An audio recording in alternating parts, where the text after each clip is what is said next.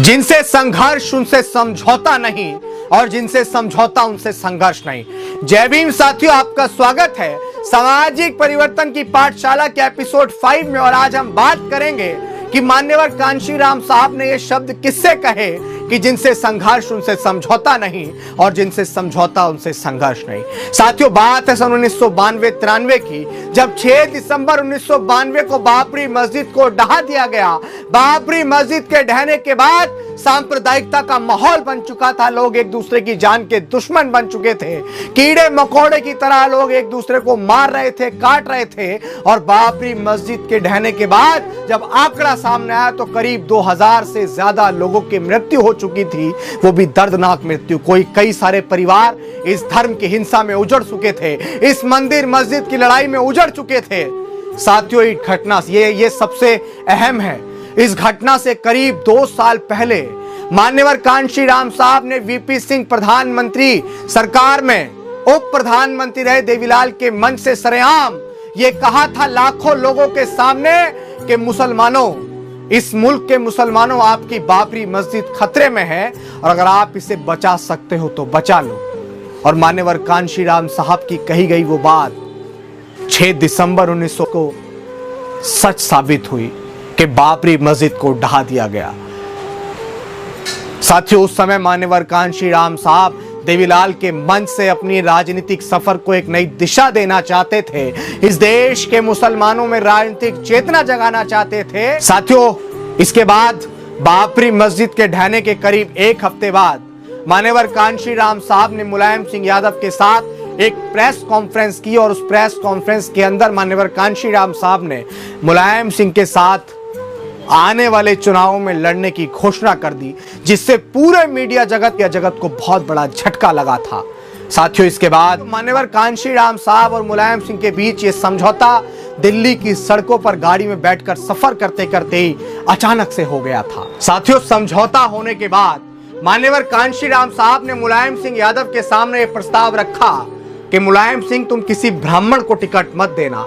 तो मुलायम सिंह यादव ने मान्यवर कांशीराम साहब को पलटकर कहा कि साहब, आपके लिए ये एक मिशन हो सकता है, लेकिन मेरे लिए ये राजनीति है और मैं ऐसा नहीं कर सकता हूं।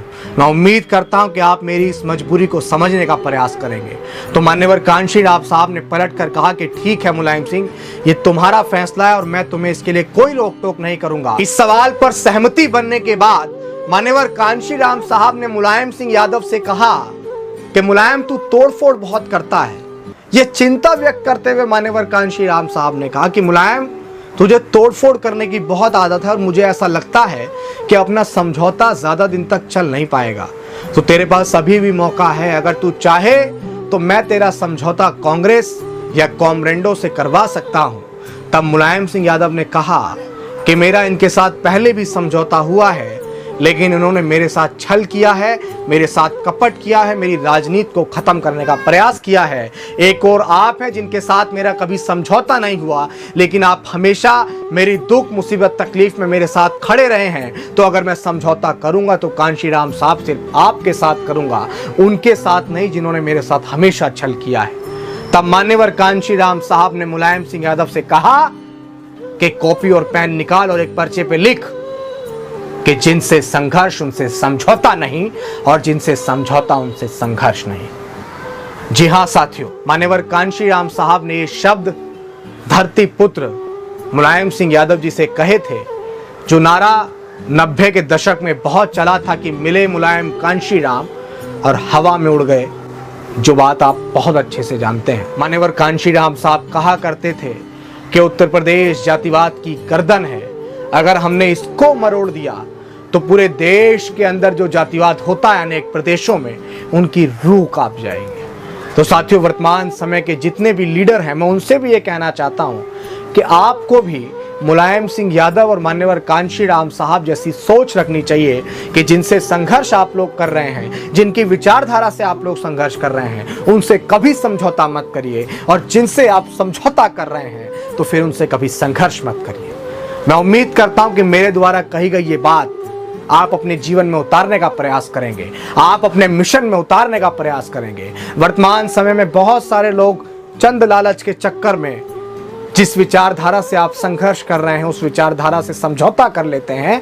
ये बात उन लोगों के लिए एक बड़ी सीख है कि मान्यवर कांशीराम साहब ने अपने जीते जी कभी भी उन तमाम लोगों से समझौता नहीं किया और 21वीं सदी में उनसे बड़ा सामाजिक परिवर्तन करने वाला कोई हो नहीं सकता।